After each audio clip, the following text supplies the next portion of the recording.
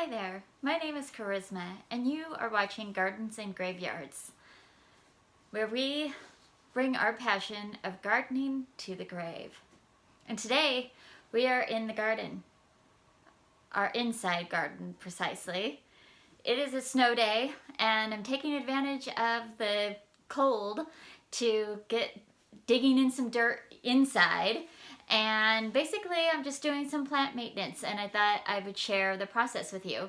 My goal today is to clean all of my plants, check for pests and disease, and possibly propagate some that have some babies and pups that need to be propagated, and then top off any of the plants that need some new soil.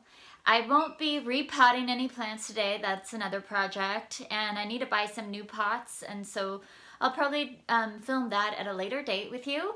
But for today, that's a big enough process. I have over 45 plants, and they all need to be wiped down. I just used some warm water and dish soap, about a tablespoon of natural dish soap in warm water, in about like half a gallon of warm water. That's the dilution rate. And then a rag, clean rags or paper towels if that's what you have. And make sure that if you do find any possibility of disease or pests in your plants, to use a brand new rag and wipe down on any of your tools like scissors or pruners that you might use. And other than that, I think that's kind of it. I'm not going to go through the whole process of every single plant. I'm just going to do the maintenance. It'll be filmed and you get to watch me work. I will mention a couple of things.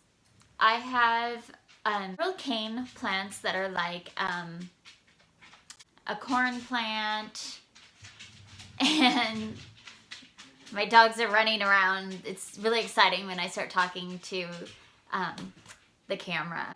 It's like always a good time for them to run around.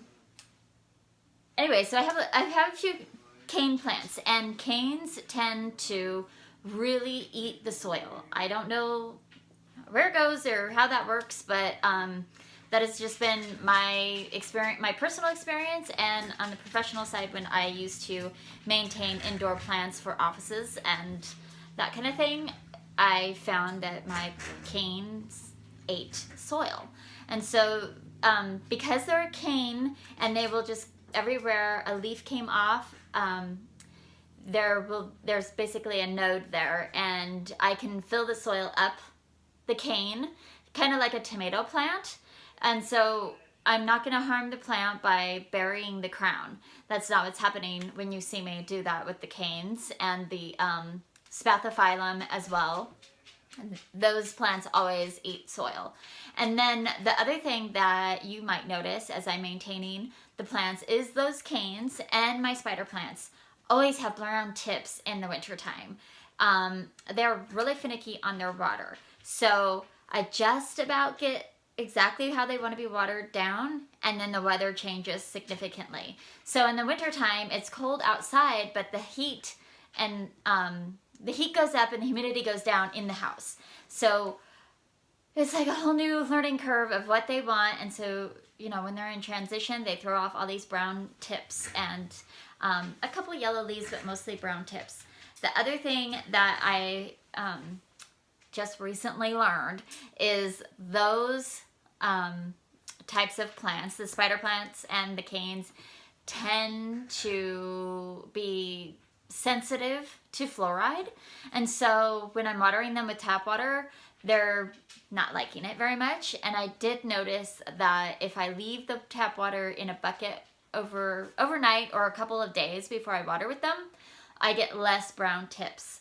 The other way to go around that is distilled water, but that would be really expensive and time consuming to always have still water around for all these plants. So I'm going to be trying to be a little bit more careful about leaving out water for a couple of days and watering those sensitive plants first.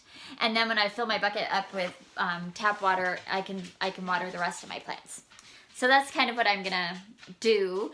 But you'll notice that I'm either trimming off or cutting off leaves that have brown tips And of course, if they have yellow leaves, I also remove those. So yeah, let's just get into it.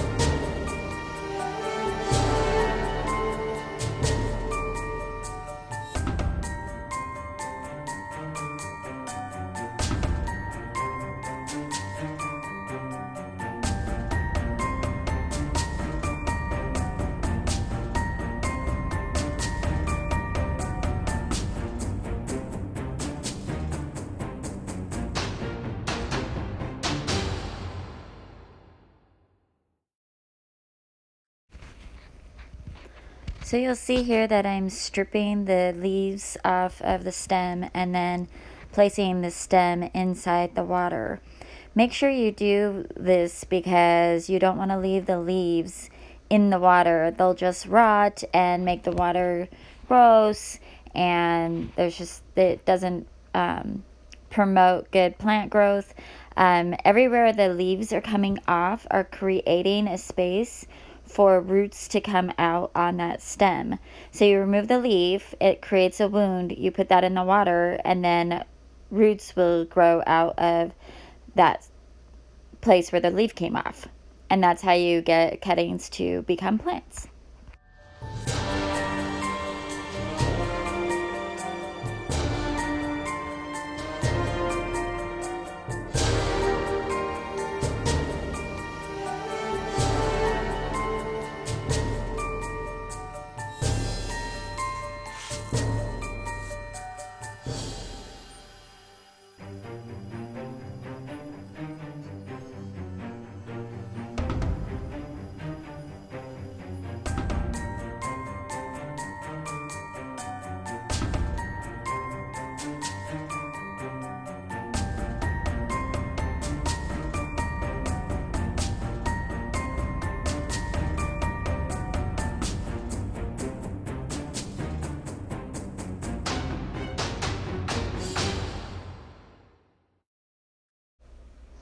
This plant is called a Hoya. And what you're seeing me do here is wrap the new shoot of growth around the trellis that it's growing on. I have to do this about every 6 weeks as it grows. It just got done blooming, so it threw off some new growth. And then it had to be supported because the leaves are getting really heavy on that little trellis. But it's still doing just fine in the pot.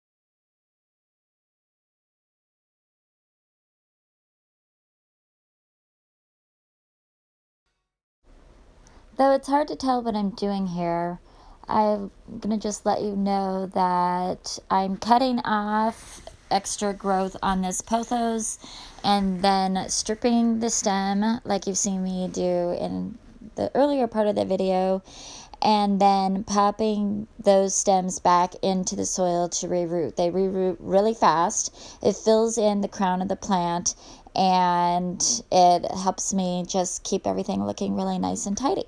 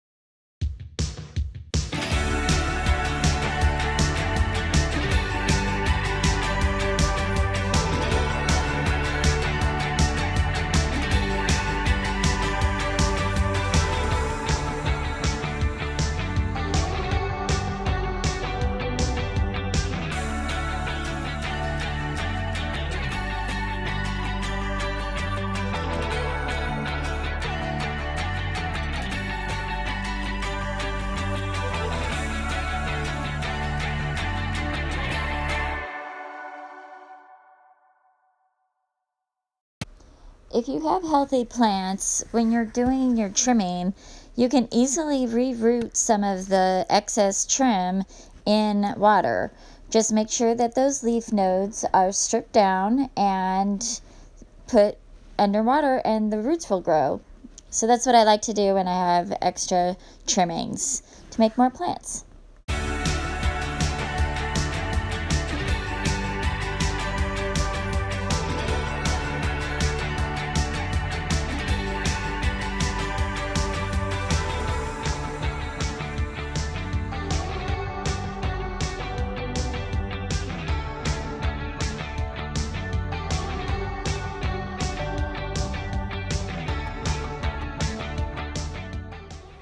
So in that same vase, there was two different types of spider plants.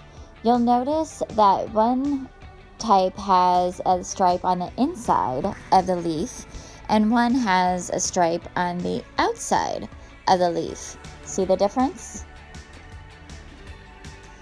So now we're going to pop those different kinds of spider plants in with this pot that already has that same variety of spider plant, just to keep like plants with like plants.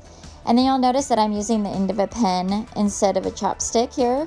I just needed a little bit bigger of a hole, and it's just easy to make a little hole with the edge of a pen to pop those roots down inside the soil. I just use whatever's handy. You can, find what works best for you.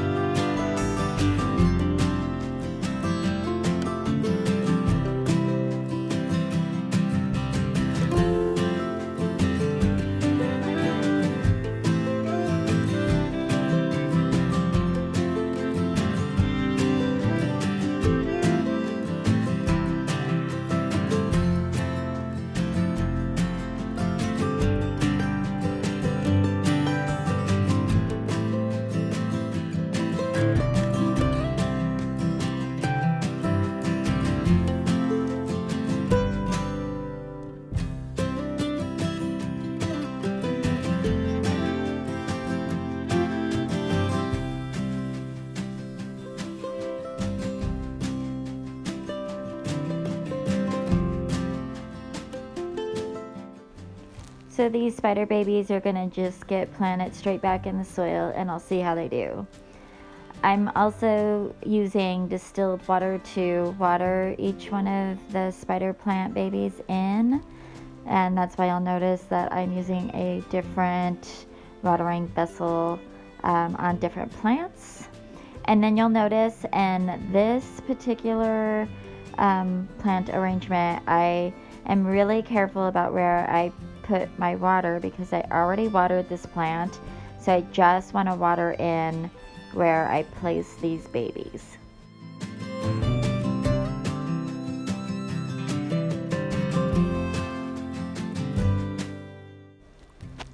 This is Ginger, and now you can meet Jasmine. These girls are both about 5 years old.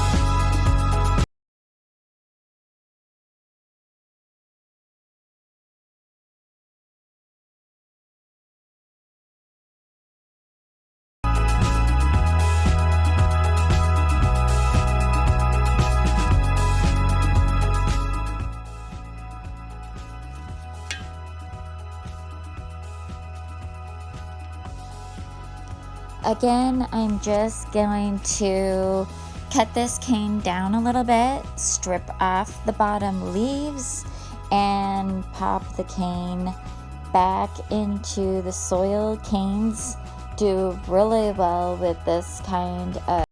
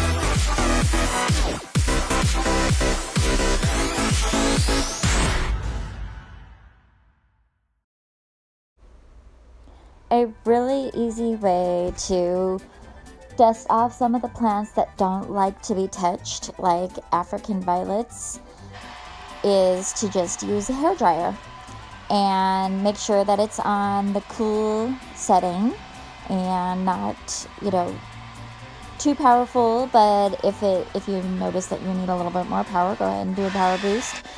Just be careful. And then I also like to use them on my Christmas cactuses or other cactuses, obviously, because they're pokey. But the Christmas cactuses, I find, are really sensitive and they don't like to be touched very much. They'll like drop off their leaves really easy when I'm trying to dust them. So I like to just use my hairdryer on them, and they respond really well to that.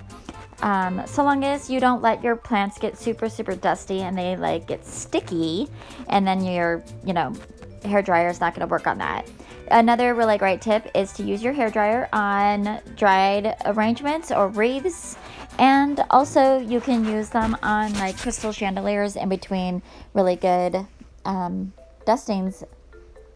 It's just a fun tip that I learned years and years ago, and I find that it's really useful.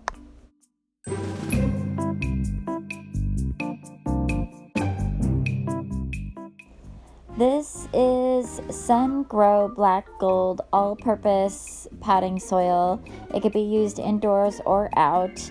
I'm not making a special mix for this particular purpose because I'm only adding maybe an inch or less of soil to the tops of just certain plants, like this cane plant, for example. And I will probably be doing Spathiphyllum and maybe a few others that I noticed as I did maintenance today, that they need just a little extra boost in some fresh soil.